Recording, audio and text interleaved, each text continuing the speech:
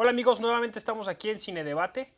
En esta ocasión vamos a comentar el documental Lecumberri y el Palacio Negro de Arturo Ripstein de 1977. Parece que hemos seguido con la época, esta es la tercera película que corresponde a este año y para los comentarios tenemos el agrado de contar con la presencia de Julián Andrade, periodista. Te agradecemos mucho, Julián. Muchas gracias, José Ramón. Y pues aquí lo interesante de haber invitado a Julián, porque ya comentábamos que incluso pudieron haber venido algunos de los presos que ahora son célebres escritores, o el propio García Ramírez, que fue director, el último director, era seguir con esta idea de los periodistas que nos están aportando mucho al cine debate, pero sobre todo por una gran razón. Julián Andrade estuvo dentro del Lecumberri, pero no crean que preso. Sí, no. Sí, es una historia interesante que más al ver el documental me hace recordar aquellos momentos. Mi padre fue el defensor fue del grupo de defensores de los estudiantes, de los líderes de 1968 y posteriormente de muchos de los guerrilleros que cayeron en prisión en los años 70. Entonces, en una labor pedagógica de él, que además me ha servido con el tiempo, me llevó algunas veces a Lecumberri. Tengo ahí, Como digamos, flashbacks. sí, que ya va reconstruyendo un poco la memoria, como se reconstruyen estas cosas, pero sí ahí conocí gente, además, gente importante, gente que después aportó mucho a México y entendí, además, que el tema de la prisión no es blanco y negro y que además ahí hay mucha gente inocente, ¿no? Sí, la verdad es que es un muy buen documental, lo comentábamos fuera de cámaras, porque, bueno, primero Ripstein ya incorpora esto del plano secuencia, si va dejando correr la cámara, esto es para muchos algo descriptivo, ¿no? No es un documental crudo, pero justo del dejar correr la cámara es de donde viene lo fuerte del documental, al grado que el gobierno pues, intentó censurarlo y detener su proyección, ¿no? Bueno, no lo intentó, lo, Bueno, lo logró. lo logró. Lo logró. A mí me sorprenden dos cosas ahora que tocas digamos, el contexto político. Me sorprende primero que haya logrado Ripstein una pieza Destaca. documental tan importante, con tanta calidad, justo en ese momento. Además, ya en los albores, en los últimos momentos de Lecumberri, Sí, porque además iba a terminar su historia pronto. Y que lo haya hecho con esa contundencia. Lo decías tú, buena parte del documental que vimos hace un momento no necesita otra explicación que las propias imágenes. Nos exactamente. cuenta una historia. Digamos que la fuerza de Lecumberri, de la propuesta de Ripstein, justamente en su lectura actual, tiene múltiples lecturas. Una de ellas es esta que ya esbozas, el tema de la prisión, que si bien es un tema de las sociedades democráticas, ¿qué hacemos con la prisión? Cómo, cómo, Claro, cómo, cómo la concebimos? ¿Cómo concebimos la pena? También es uno de los problemas de países como el nuestro, en el que sí hay debilidad institucional en una zona, digamos, de todo de nuestras coordenadas, son las prisiones, ¿no? Siguen siendo un claro. desastre grande, sobre todo las estatales, ¿no? Donde hay control criminal de ellas. Sí, yo es lo que pensaba, o sea, la primera cuestión, o sea, que uno lo lleva a reflexionar es cuando acaba el documental que dice, bueno, y la prisión cerró, ¿no? O sea, incluso como dando a entender que en parte Ripstein también colaboró de alguna manera a poner en evidencia lo que sucedía en Lecumberri. Pero lo que piensa uno es, bueno, pero esto continúa, o sea, después de tantos años hay muchas de estas cuestiones que todavía están presentes en nuestras prisiones, ¿no? Incluso lo decíamos fuera de cámaras, o sea, se cometen delitos desde la prisión, ¿no? Eso es increíble, ¿no? Sí, claro, claro, y digamos que en la actualidad, pero vayamos más para atrás, no sé si exactamente, que esto es también importante, si viendo el documental de Ripstein, queda claro que el control de la prisión era todavía un control policial, digamos, era un control de los celadores Sí, con presos a los cuales se les daba privilegios y que eran los que cobraban para que no se hiciera la fajina, para tener agua, para poderse sí, bañar, para todo. poder tener, en fin, cosas que todavía ocurren en las prisiones. ¿Qué ocurrió posteriormente? Posteriormente, las grandes bandas delincuenciales, la del secuestro, por ejemplo, poco después de el cierre de Lecumberri, sobre Así todo a lo es. largo de los 80, 90, eran escuelas de secuestradores. Ahí Arismendi aprendió, ahí este otro secuestrador, La Víbora, ahí Andrés Caletri. Ujú. Digamos que bueno, sí, cerramos el Palacio Negro, abrimos los centros de adaptación social y lo que se creó en parte fue escuelas del crimen. Digo, suena lugar común, pero un lugar común muy cierto y que además se puede Claro. respaldar en hechos, ¿no? Bueno, pero volvamos a esto que comentamos al inicio. Tú conociste a gente que estaba dentro de Lecumberri, que ahora pues es gente importante, conocida, ¿no? ¿Quiénes son estos personajes? Bueno, digamos, de gente que estuvo ahí, Gilberto Guevara Niebla, eh, Sócrates Campos Lemos, Luis González de Alba, Adolfo Gili, Rolf Miners, Salvador Castañeda. Tendría que ir rememorando, pero digamos que una parte de la izquierda mexicana, quizá la más intelectual, quizá la más educada, en ese momento eran estudiantes, pero posteriormente Gilberto Guevara Niebla fue subsecretario de Sí. Educación Pública, ahora es comisionado de este Instituto de Educación. Entonces digamos que una parte del cerebro de la sociedad mexicana pues Estaba ahí.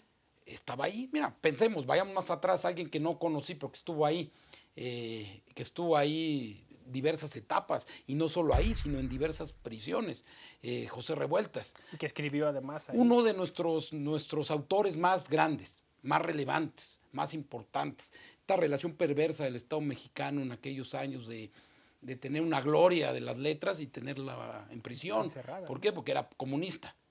Y digamos que sí, eran delitos políticos. Y eran presos Eran políticos, presos hay que decirlo así, políticos, sin ¿no? duda, sin duda.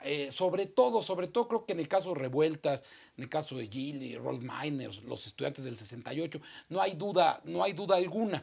En el caso de los guerrilleros, sin duda, estaban en prisión por delitos políticos, que tenían detrás de sí todo un contexto político. Ahí se podría argumentar que había hechos delictivos concretos, Ujú. robo a banco, secuestro, homicidio en algunos casos, pero digamos que respondían a esta lógica, que además venía justamente, Lecumberri es importante para contar esa parte de la historia de México, porque justamente los que fueron cayendo en prisión en el contexto político, lo fueron haciendo justamente a partir de una acción criminal del Estado mexicano en Tlatelolco Sí, y claro. del posterior, la detención de los líderes del movimiento estudiantil y posteriormente de los que en ese momento muchos jóvenes en el país decidieron que la única ruta posible para cambiar México eran las armas, La revolución. la revolución.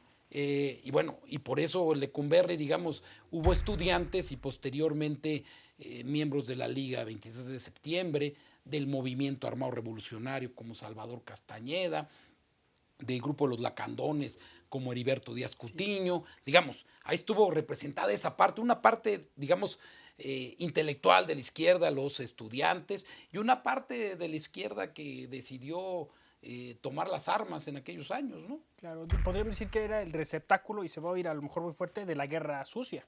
Era de la guerra sucia, y mira, era de la guerra sucia, y curiosamente así con lo duro, con todo lo que vimos ahí de Lecumberri, que además es estremecedor por cómo funcionaba esa prisión, y que además hay que tener en cuenta que había una cámara, digamos que había cierta prudencia seguramente de los celadores al momento Sí, en de que no Ripstein mostrar está todo. ahí filmando. Digamos, trataron de mostrar lo menos escandaloso, y era muy escandaloso. Pero estar en Lecumberri, veía yo en algunas imágenes que además me conmovieron mucho, te comentaba antes de entrar a esta charla, porque ahí vi a Salvador Castañeda y a su hermano Dimas, que luego yo conozco mucho. Bueno, los que estaban ahí habían salvado la vida, porque en aquella Sí, época no otros. había este asunto que debido proceso y cosas de esas, no existían. Si No caías en era manos razón de Estado, ¿no? Si caías en manos de la Dirección Federal de Seguridad, ibas a engrosar muy probablemente las filas de los desaparecidos. Todavía estamos con un problema, además de dimensiones importantes. no me meto en el presente, No, sino claro. de aquellos años, alrededor de 300 casos no resueltos relacionados con la guerra sucia, ¿no? Sí, la verdad es que, como dices bien, es un pedazo de historia este documental. A mí también me conmovió mucho estas escenas donde los presos se abalanzan para tratar de salir en el encuadre, ¿no? O sea, es increíble porque uno pensaría, ¿no? Pues estaban ocultando, estaban... No, o sea, es como una cosa hasta folclórica y hasta, podríamos decir, macabra, ¿no? La feria que está dentro del penal, ¿no? Esto es surrealista, ¿no? Creo que en México sería el único caso, ¿no? Bueno, sí, sí, aunque bueno, tú eres el experto en esos temas, pero digamos que la cárcel refleja mucho de lo de afuera, ¿no? Quizá lo Ah, intensifica, mira, quizá lo hace más duro, ¿no? mira qué bonito, porque, o sea, Pero está si así. quieres saber cómo está un país, podrías ver cómo está su prisión, ¿no? Yo creo que sí, porque digamos que en el tema de la prisión y en el tema de las penas, de qué hacemos con la pena, cómo castigamos los delitos, se explica mucho la sociedad que al final de cuentas tienes, ¿no? Sí, eso es cierto. Luego hay algunos asuntos curiosos que yo no sé si tú tendrías noticia de eso, pero sale un afroamericano y luego se ve una bandera inglesa, creo. O sea, son cosas así medio peculiares del documental, ¿no? Bueno, interesantes, ¿no? Ahí vemos gente rubia que seguramente, bueno, luego escuchamos hablar inglés, Sí, digamos, es ese mosaico también de la gente que cae en que estaba ahí, prisión ¿no? por diversos delitos, ¿no? Digamos que también, digamos que es un reflejo proporcional a lo que hay afuera, ¿no? Sí, eso es cierto. Y bueno, también comentabas que esto me pareció muy peculiar, que Díaz Coutinho, que parece que estuvo en Lecumberri, al final a tu padre le regala uno de sus cuadros, porque él se hizo pintor dentro, ¿no? Sí, se hizo pintor y un gran pintor. Es un cuadro que se llama El nacimiento del mundo. Es tinta china. Es tinta china. Ese cuadro ganó el concurso de arte penitenciario. Un concurso que por auspicios de justamente García Ramírez se hacía entre prisiones. De ahí surgieron algunos talentos. Y bueno, este cuadro tiene esa historia porque el propio doctor García Ramírez tenía intención de adquirirlo, no sé si para la institución, para él mismo, pero, pero Díaz Cutiño no aceptó, ¿no? Se lo regaló a mi padre porque creía que ese cuadro que tendría que estar en manos de su defensor. Y asumiendo una cosa que también me parece importante, ¿no? Porque no era que tuvieran ellos problema con García Ramírez, creo que también hay que decir esto. Si hay un personaje que ha tenido que ver con prisiones y que tiene una visión humanista Humanista del es... tema, que trató de reformarlas, que hizo lo que se podía hacer en aquellos años, es justamente el doctor García Ramírez, ¿no? No era por ahí, era el rollo de no, esto no puede estar en manos de la burguesía, ¿no? Claro, era Porque yo soy un una cosa revolucionario, ¿no? contestataria, ¿no? Exactamente, era como una revuelta más de Díaz Cutiño. Sí, porque bueno, don Sergio, para que el público lo ubique, recientemente ocupó un escaño en la Corte Interamericana en San José, ¿no? O sea, es una figura emblemática no solo del derecho penal, sino también, sobre todo, de la defensa de los derechos, el derecho constitucional, ¿no? Sin duda, y que también mostraba algo que es importante tener en cuenta, inclusive observando cómo era Lecumberri, ¿no? El Estado mexicano nunca ha sido un monigote monolítico, ¿no? Nunca ha sido una sola línea, No, una sola no. visión del mundo. Y México, curiosamente, bueno, no curiosamente, es histórico. Ahí empezó a cambiar, digamos, las ondas expansivas que generó el 68 por su capacidad libertaria, por su búsqueda de libertades democráticas, como decían los estudiantes, y la respuesta inaudita del presidente Díaz Ordaz, bueno, fueron generando la necesidad del cambio, ¿no? Empezó una cierta apertura.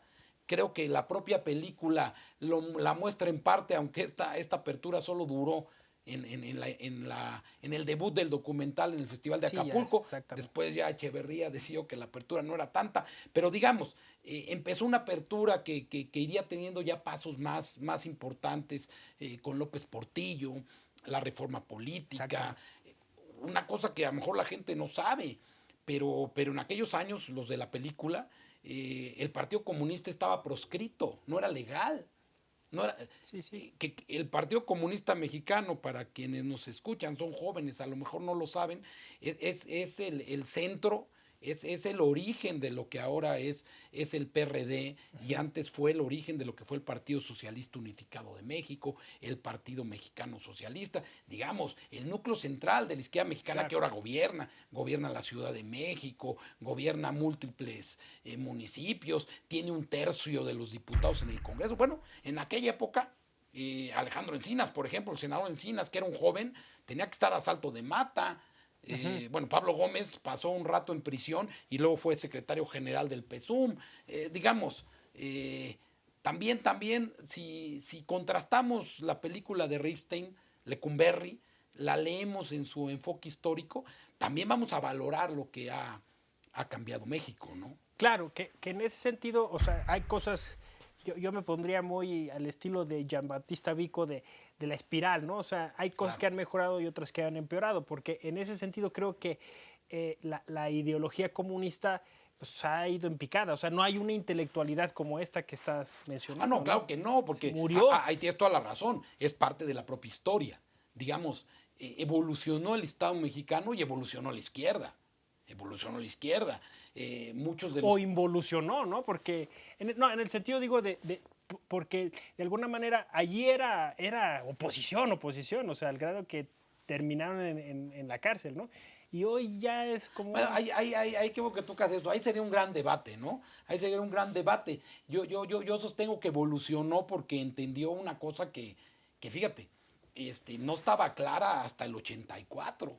Ojo, hasta 1984, en la declaración de principios del PESUM, del Partido Socialista Unificado de México, que venía del Partido Comunista, ya un partido legal, decía que una de las vías para acceder al poder era los votos, la vía electoral, una.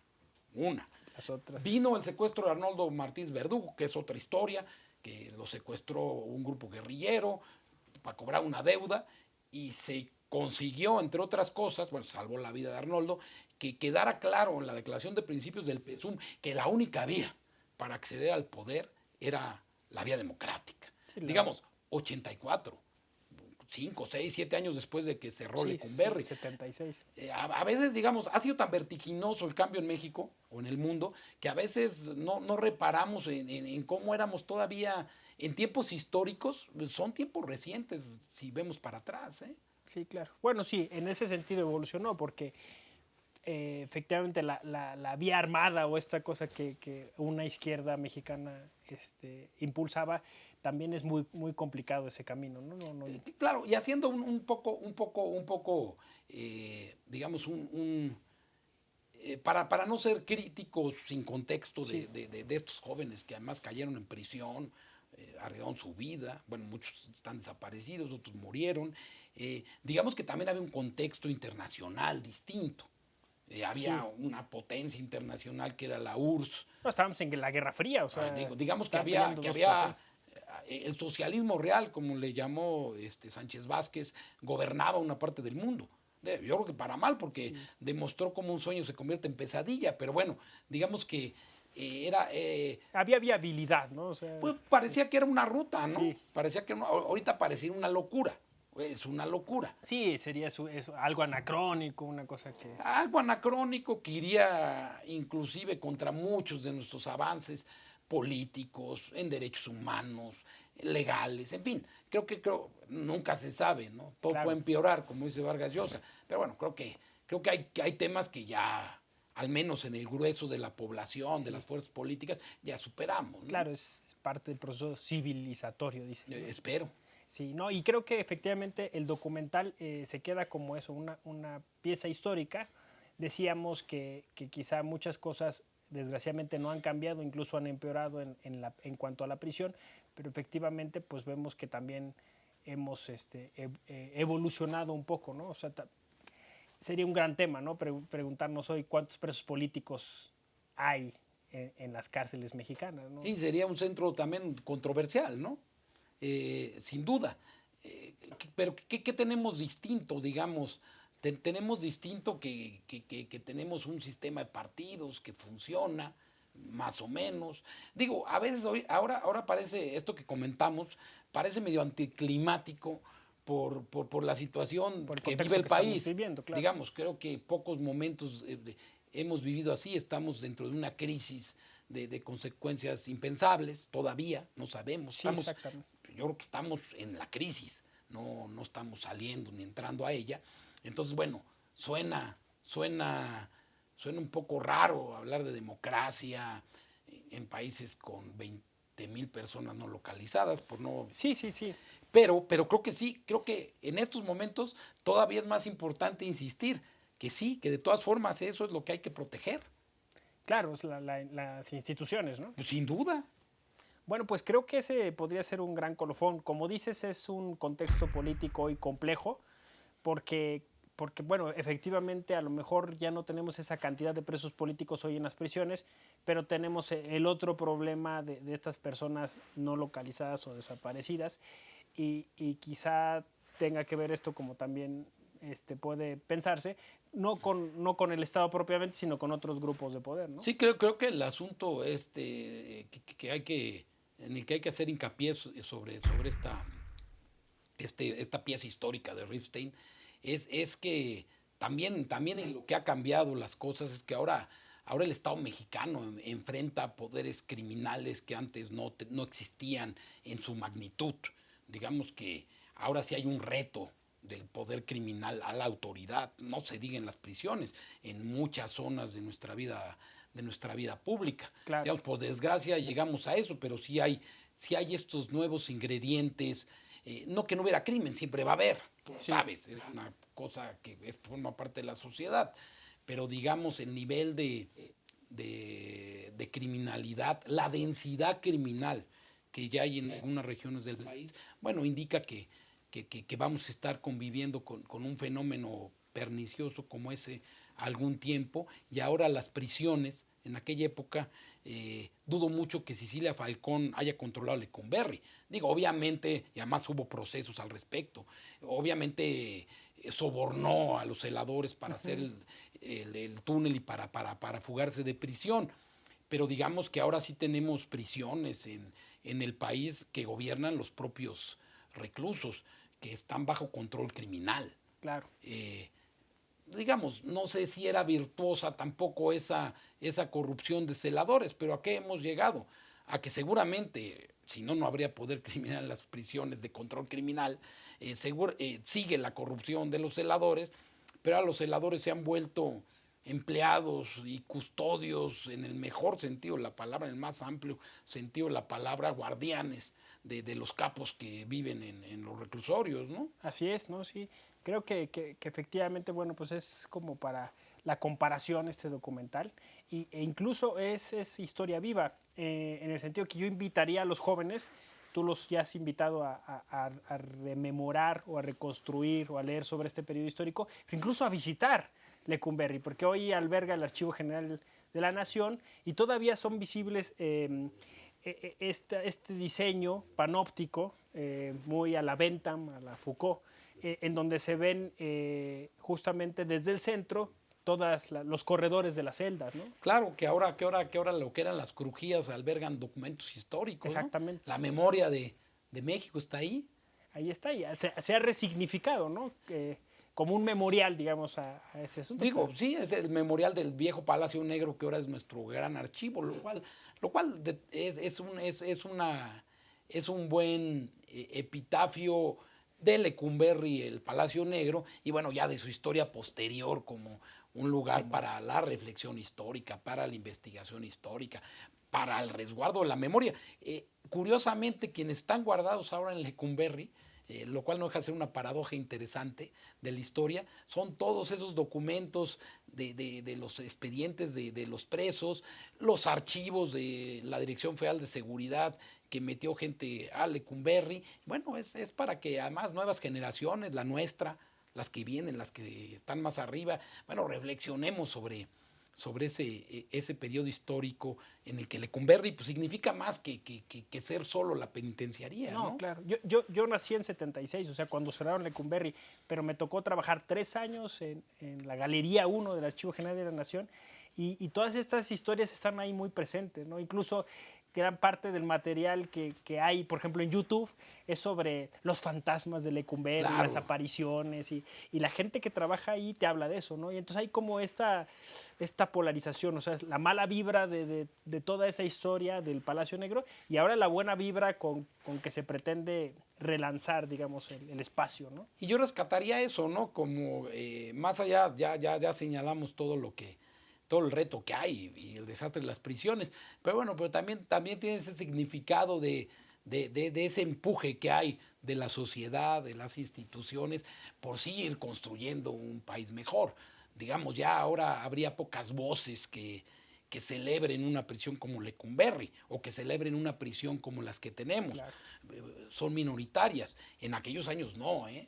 En aquellos años Era necesario. El control de la prensa, el control de la propia sociedad, lo que opinaban sobre los delincuentes, y no digas tú sobre los revoltosos, sobre los que querían instaurar el comunismo en México. Bueno, eran una serie de prejuicios que hacían posible que la Pando estuviera ahí, fuera una serie de una crujía de castigo, ¿no? Claro.